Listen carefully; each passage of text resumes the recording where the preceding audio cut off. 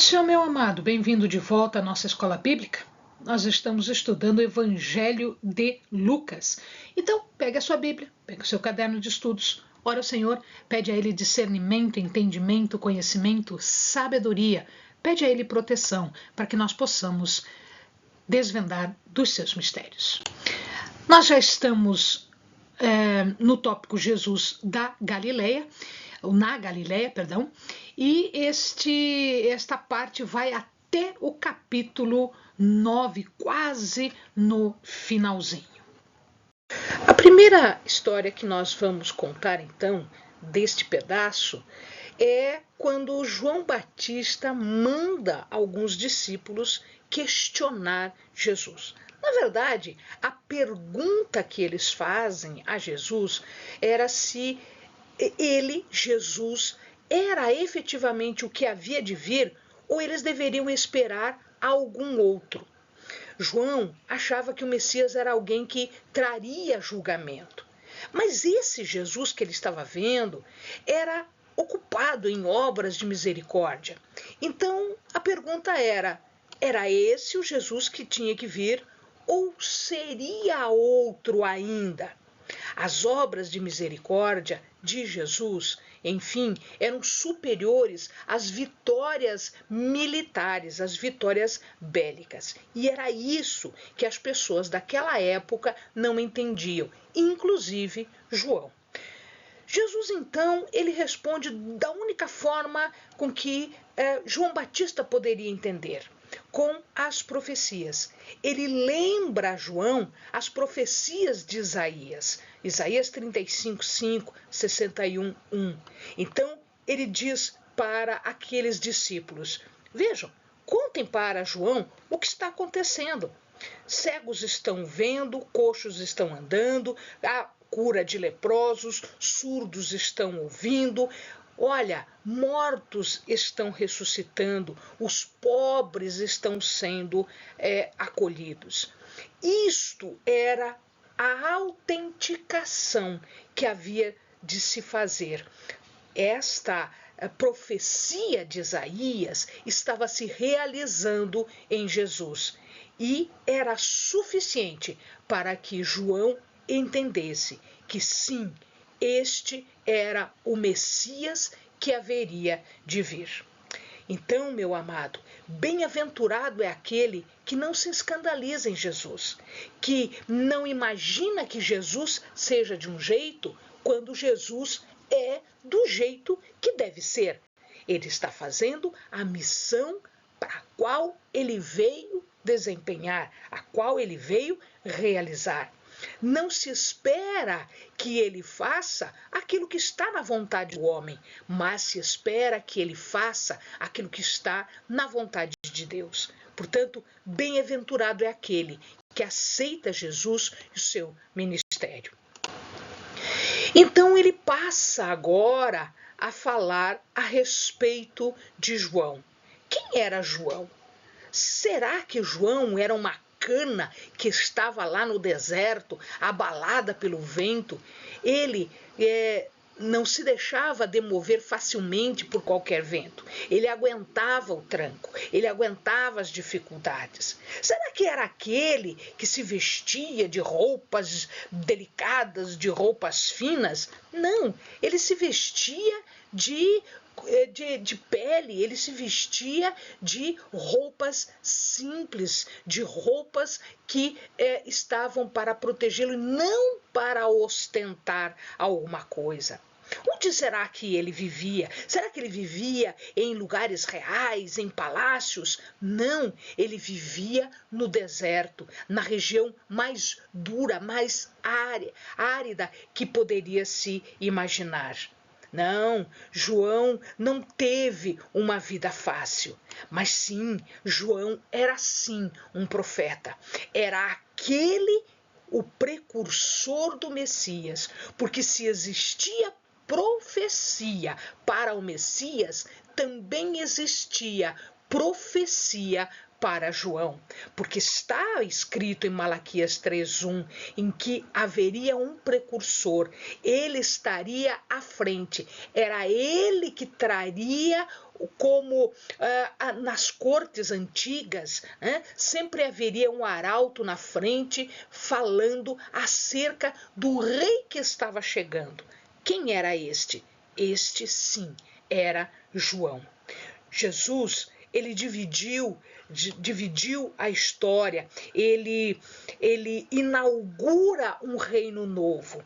Então, até o nosso calendário está dividido de acordo com o nascimento de Jesus, antes de Cristo, depois de Cristo. Tamanha a importância de Jesus. Mas veja, João era da época da promessa. João veio anunciar. Quando Jesus termina o seu ministério na terra, João já é morto. João é morto dali a alguns dias, porque quando ele manda a mensagem, quando ele manda os seus discípulos, ele já estava preso. Então veja, João haveria de morrer antes de Jesus. Então ele não veria a obra de Jesus, mas ele estava anunciando profeticamente a obra de Jesus. João viu isso em visão, em profecia, mas ele não viveu a morte de Jesus, mas ele sabia o que estava por vir. Então, Jesus diz que João era da época da promessa, mas ele era superior. Não pela sua qualidade, mas porque ele estava ali junto no momento histórico de inauguração de um novo tempo, de cumprimento de um novo tempo. Ele era superior, maior do que ele entre os homens não havia. Por quê? Porque ele era superior aos fariseus e aos intérpretes da lei, porque estes que deveriam ter visto e reconhecido Jesus não o viram nem o reconheceram. Eles que eram peritos na lei não entendiam a mensagem da lei, não entendiam as profecias, mas João viu. João, portanto, era superior. Eles estavam preocupados com as minúcias da lei, não com a vontade de Deus. Quando João veio, João estava preocupado com a vontade de Deus, estava preocupado com o arrependimento. João estava preocupado em preparar o caminho para o Messias. Então, os que recusaram o batismo de João estavam fora do alcance da bênção. Eles eram inferiores a João. João, apesar de não ver o fecho, finalmente, da obra de Jesus, ele pôde sentir isso e ele trabalhou em prol disso, porque ele sabia que ele fazia parte do reino de Deus, do cumprimento das profecias que trazem em Jesus o Messias, o nosso Salvador. O povo agora passa a ser analisado por Jesus. Jesus aproveita aquela oportunidade e começa a analisar o povo. O povo não passa de um grupo de meninos, como crianças brincando na praça. Alguns tocando flauta, diz ele, mas que ninguém dança. Alguns lamentando, mas que ninguém chora.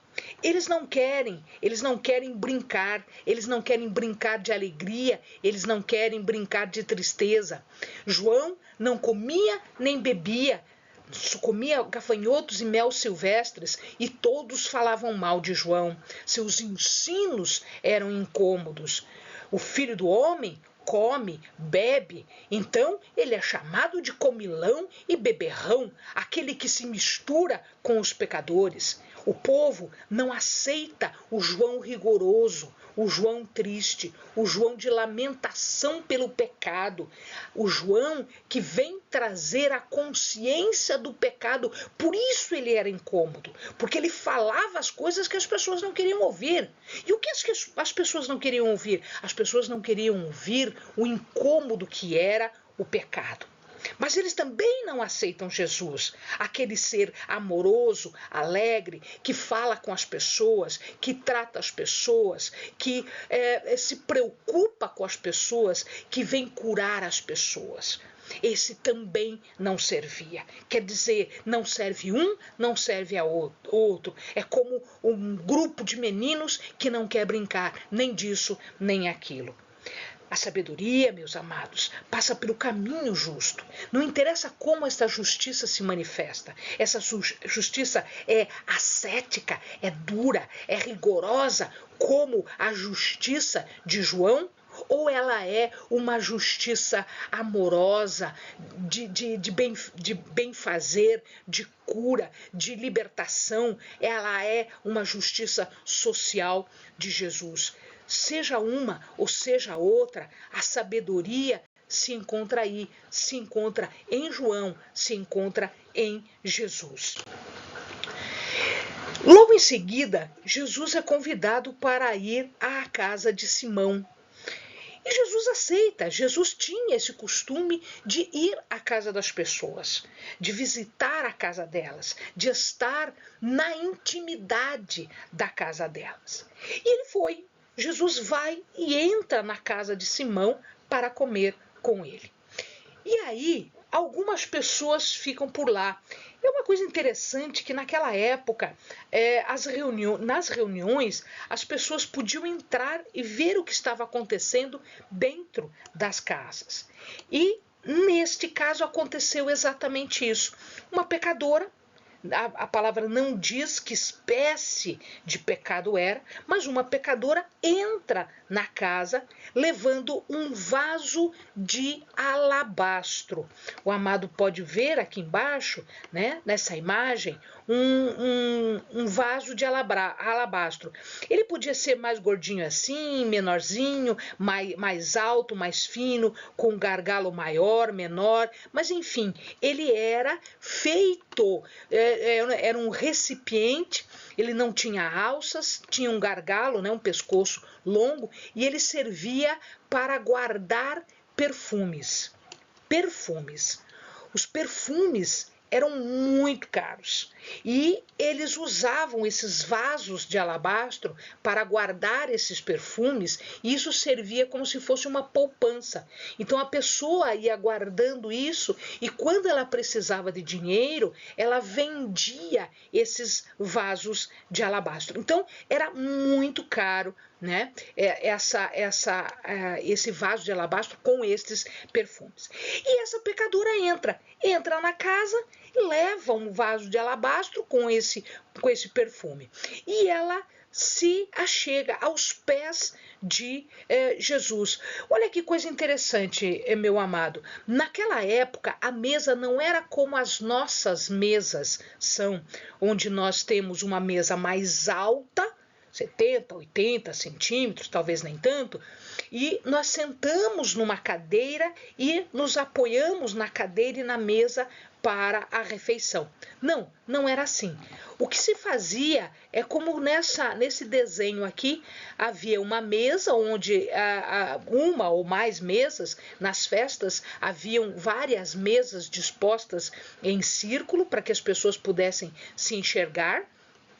E elas colocavam então as coisas aqui sobre a mesa, as comidas sobre a mesa, e eles quase que se deitavam, eles se recostavam, de tal maneira que a cabeça ficava para o lado da mesa e os pés, como os amados estão vendo aqui na figura, eles ficavam para o lado de fora.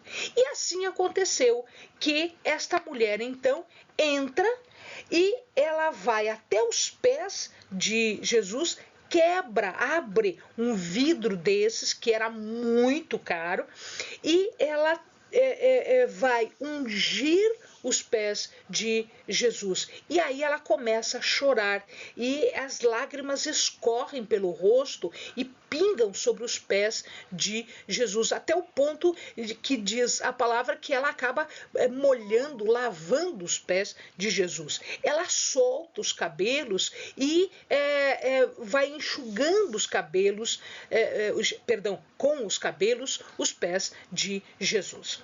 As mulheres não soltavam os cabelos em público, isso não era muito correto, soltar os cabelos. Além disso, tratar dos pés de uma pessoa era tarefa atribuída a um escravo. Então, esta mulher, que não se diz o pecado dela, mas se diz que ela era pecadora, faz isso. E isso gera um incômodo geral, uma indignação geral. Simão, ele desaprova essa atitude da mulher e ele fica observando Jesus e no seu pensamento ele diz, bom, se Jesus é mesmo um profeta, ele iria saber e não iria aceitar o que essa mulher está fazendo, porque essa mulher é pecadora. Como assim ele deixa uma mulher pecadora com os cabelos soltos, ungir os seus pés, secar os seus pés, né, por causa das suas lágrimas, com os próprios cabelos? Jesus entendeu a história, ele viu o que estava acontecendo e ele, lendo os pensamentos, né, sabendo os pensamentos de Simão, ele propõe uma parábola para Simão. Ele conta a história de 2 devedores. Um devedor de 500 denários, lembrando que um denário é o salário do trabalhador, o salário de um dia, por isso ele se chama denário, como se fosse diário, né? É um denário. E um outro devedor de 50 denários. E ele pergunta, quando o homem perdoa os 2, ele pergunta para Simão, então Simão, ao ser perdoado os 2, o que devia 500 e o que devia 50, qual dos 2 deve amar mais aquele credor? E Simão entende que é o que mais foi perdoado. Então Jesus diz, falaste bem, é o que mais foi perdoado, este ama mais. E aí, Jesus começa a comparar o comportamento daquela pecadora com o comportamento daquele que se achava muito, né, que era Simão. Então veja, Simão não estava vendo a mulher, Simão estava vendo o pecado da mulher. E Jesus nos enxerga. Ele não enxerga os nossos pecados. Ele perdoa os nossos pecados se nós nos arrependermos. Mas ele nos enxerga. Ele não enxergou o pecado, mas a pessoa. Simão deveria ter lavado os pés de Jesus, porque isto faria um hóspede decente.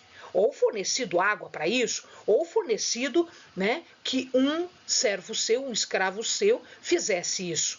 Mas ele não fez. E aquela mulher estava tratando Jesus com mais honra do que Simão, porque ela lavou os pés de Jesus com as próprias lágrimas e secou com os beijos e com os cabelos.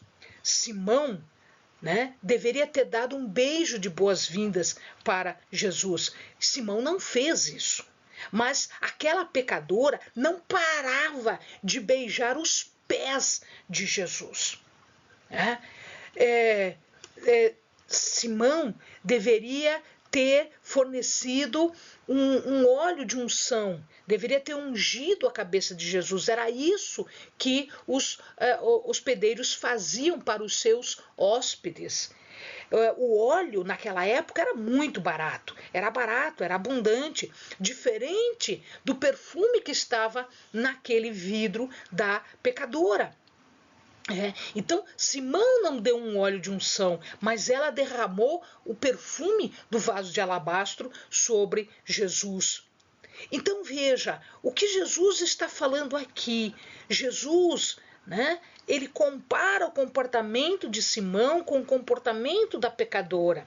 O amor era uma consequência da salvação, não a causa. Nós somos salvos pela fé, pelo arrependimento, pela entrega, e não pelo amor. O amor vem da salvação.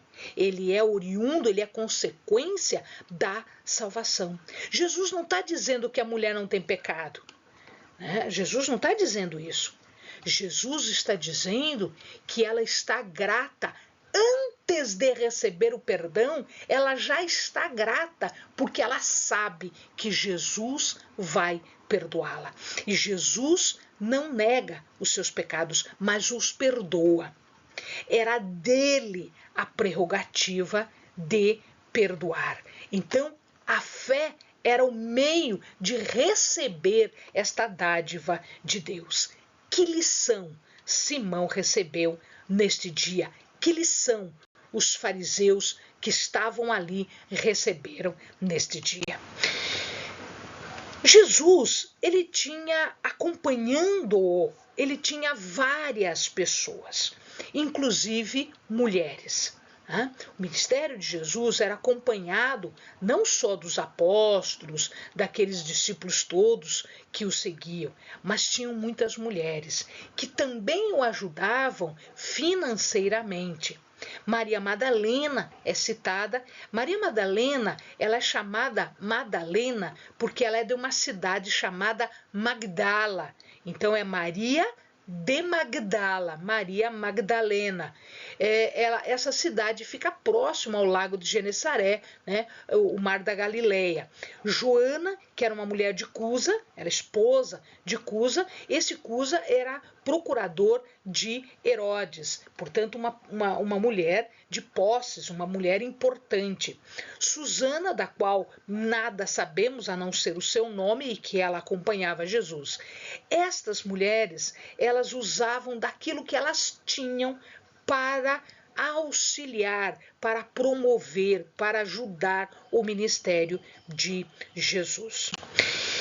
E finalmente, nesta parte do vídeo, nós vamos lembrar aos amados uma parábola, que é a parábola do semeador.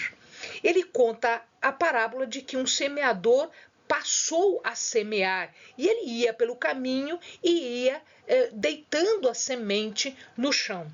Parte da semente havia caído na beira do caminho e diz Jesus que ali ela foi pisada, ela foi comida pelas aves. Parte da semente acabou caindo próximo a onde estavam as pedras e ali ela secou e foi queimada. Parte das sementes caíram onde haviam espinhos e pelos espinhos, pelos abrolhos, ela foi sufocada. Mas parte da semente caiu na terra boa, numa terra produtiva. E ali ela produziu de 1 para 100. Então, produziu 100 vezes mais. Quando Jesus foi buscado para explicar a parábola, ele diz que aquela semente que caiu à beira do caminho era aquela onde Satanás retira a palavra do coração, elas eram pisadas, elas não brotaram. Por quê? Porque elas jamais assimilaram a palavra de Deus. Aquelas que caíram perto da pedra, na verdade, elas brotaram rapidamente, mas não tinha profundidade a sua raiz. E assim, qualquer provocação, qualquer tentação, qualquer dificuldade acontece o sufocamento, ela seca, né, do sol, ela é queimada e ela vem a perecer. Aquelas que caíram nos espinhos foram sufocadas pelas tentações da vida, né? Tudo aquilo que atrai mais atenção das pessoas e ela acaba então perdendo a possibilidade de produção. Somente aquela que cai numa terra boa é que produz uma colheita abundante. Os retos de coração, aqueles que retêm a palavra, que entendem e que buscam fazer aquilo que a palavra nos traz. Produziu porque ouviu, produziu frutos porque estava acompanhando em comunhão aquilo que Jesus está falando. Existe uma palavra, né, em hebraico que quer dizer ouviu, que é mais do que escutar, é ouvir, guardar no coração e fazer aquilo que se ouviu produtivo. É a palavra Shema. Shema, ó Israel. Shema, ouve, ó Israel. E aí Jesus diz, quem tem ouvidos, que ouça. Querendo dizer o quê? Quem tem ouvidos, que faça, conforme eu estou explicando. Amém, amados? Bons estudos.